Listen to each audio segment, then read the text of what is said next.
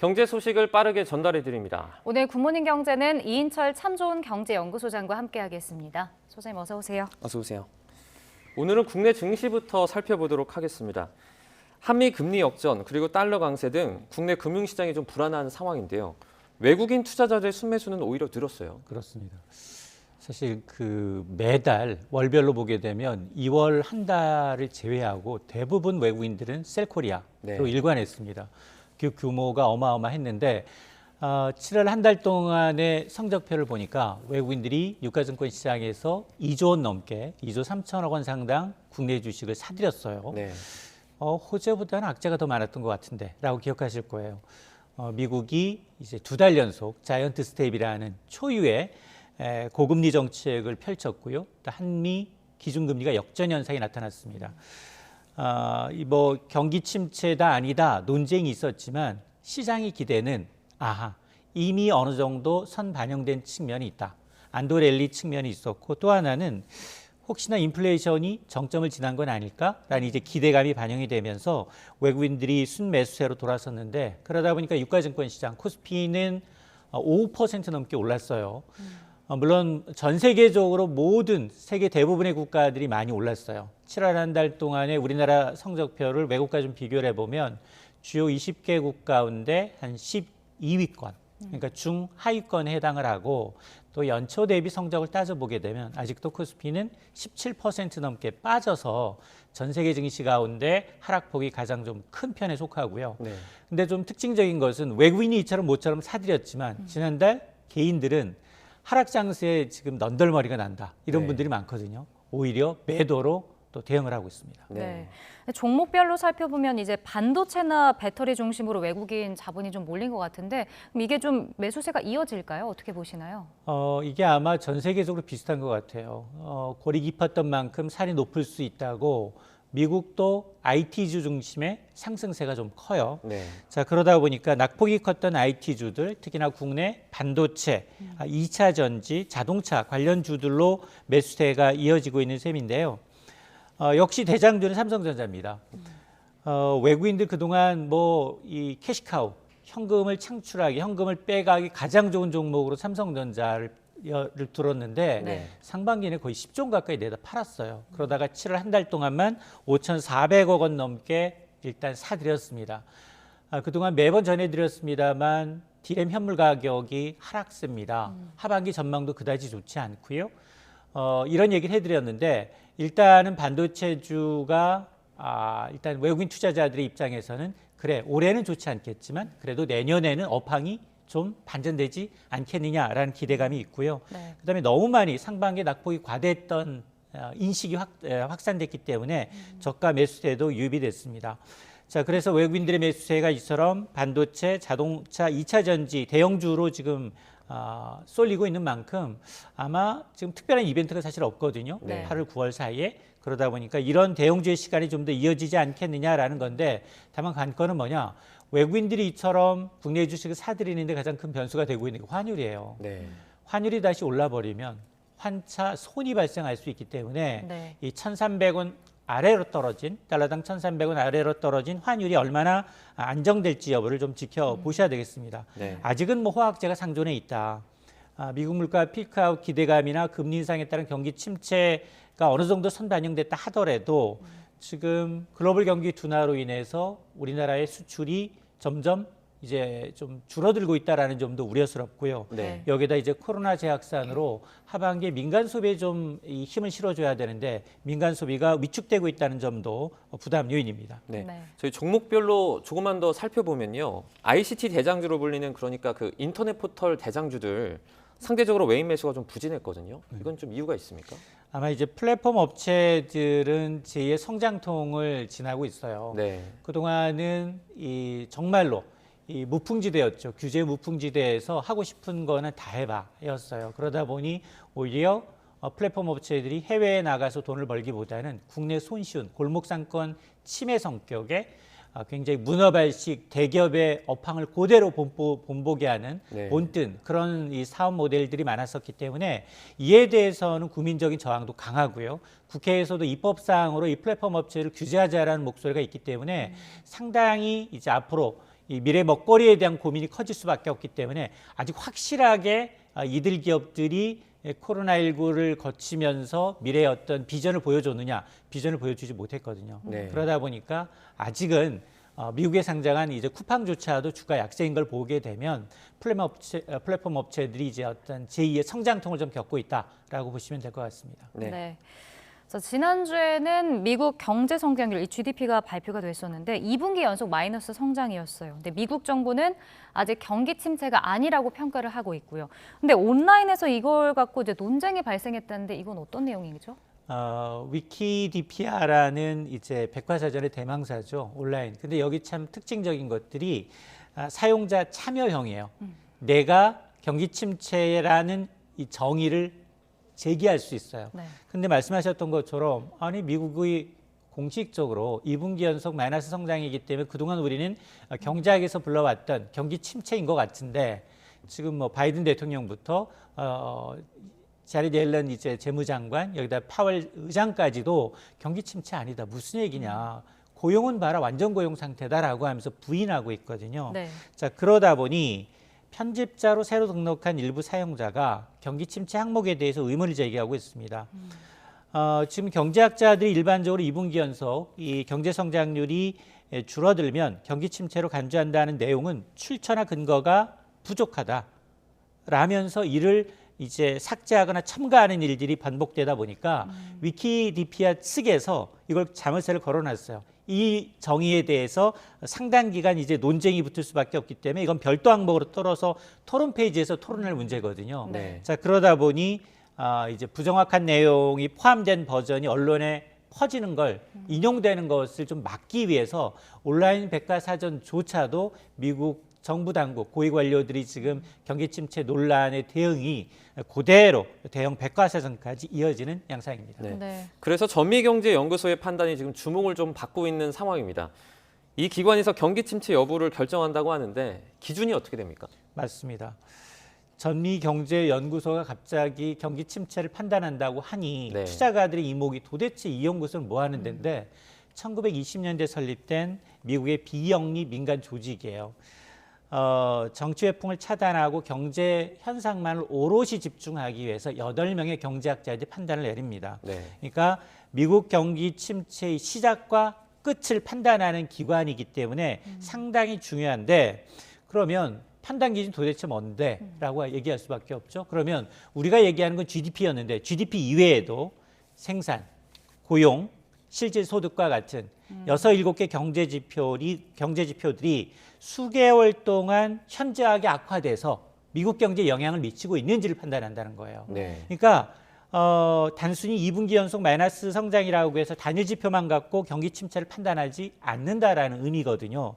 그러다 보니까 발표 시점이 굉장히 좀 길어질 수밖에 없어요. 당장 미국의 GDP는 석 달 만에 발표가 돼요. 네. 처음에 잠정치, 수정치, 확정치.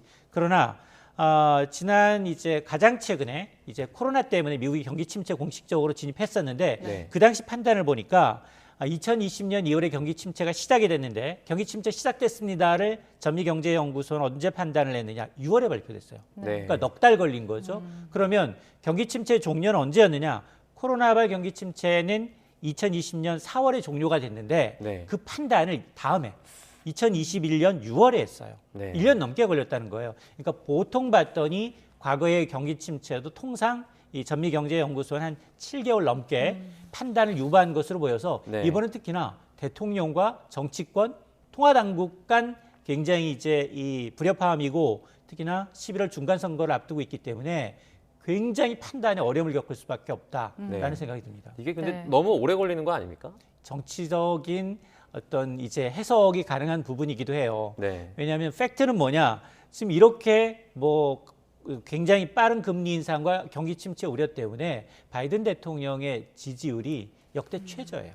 이것도 굉장히 불안해요. 네. 이런 것도 이제 아마 전미경제연구소가 판단해서 예를 들어서 공식적인 경기 침체다라고 하면 다시 한번 이 바이든 행정부의 어떤 지지율에 타격을 미칠 수 있는 부분이기 때문에 아마 상당히 뭐 진통을 거듭할 것으로 보입니다. 네. 네. 그러니까 지금 미국에서 소비도 늘고 고용은 좀 견고하다라는 얘기가 나오고 있잖아요. 그럼 이 결과가 나오더라도 이것마저 판단하기가 좀 쉽지 않을 것 같은데요. 논란도 있을 것 같고요. 맞습니다.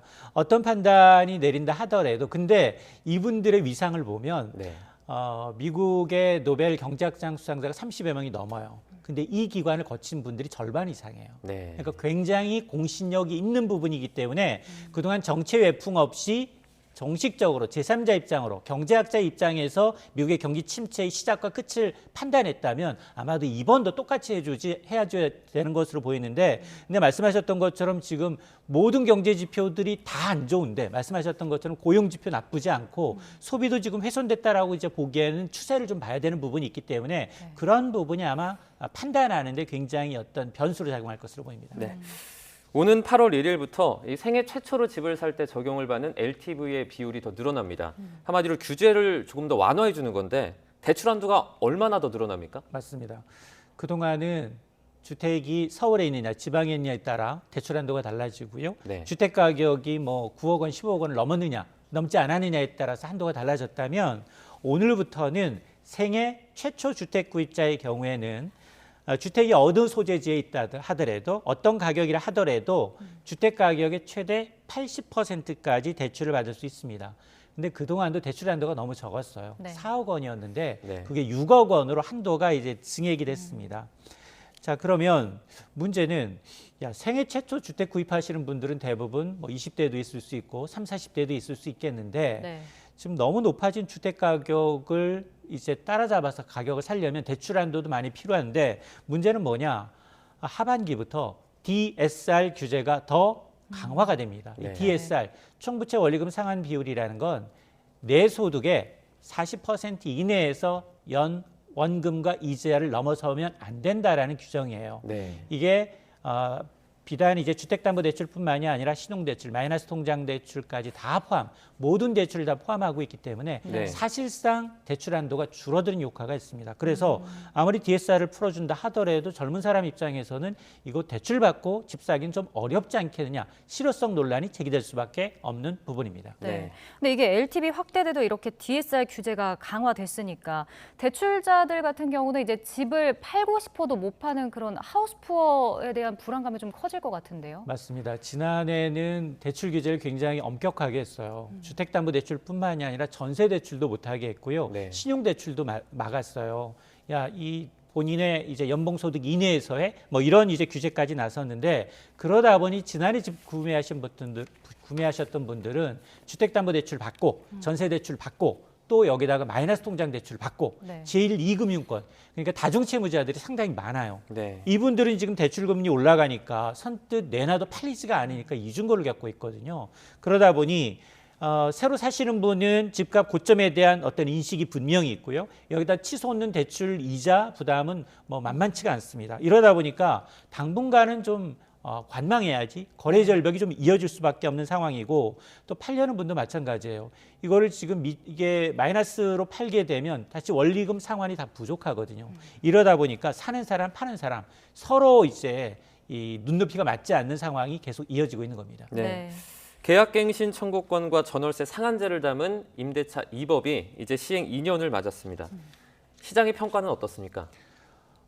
일단 임대차 3법 시행 이후에 전셋값이 많이 오른 게 사실이고요. 왜냐하면 물량 자체가 줄어들 수밖에 없는 구조니까. 네. 근데 물론 계약갱신 청구권을 행사하셨던 분들의 만족도는 높아요. 네. 왜냐하면 전셋값이 높았지만 5% 이내로 증액했기 때문에 상대적으로 좀 만족도는 높은데 그러나 전반적으로 보면 전세난을 좀 부추긴 상황이 맞아요. 왜냐하면 임대차 3법 시행 이전과 이후의 전세 가격 상황을 보면 네. 적게는 20%대, 많게는 40% 넘게 전세 가격이 뛰었어요. 그래서 서울의 6월 말 기준 전세 가격, 평균 아파트 전세 가격은 6억 8천만 원 상당이에요. 네. 자, 그러다 보니까 문제는 뭐냐?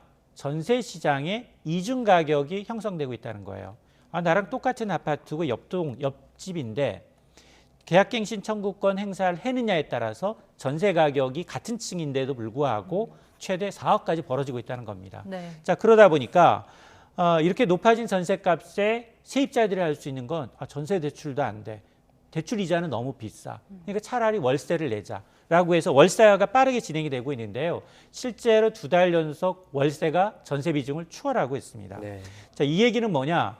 전세라는 것은 사실 2년 후, 4년 후 내가 온전히 되돌려받을 수 있는 100% 되돌려받을 수 있는 돈이라면, 맡겨뒀던 돈이라면 월세라는 건 매달 내려가는 비용 측면이기 때문에 네. 서민들의 이제 주거비 부담이 많이 늘었다는 겁니다.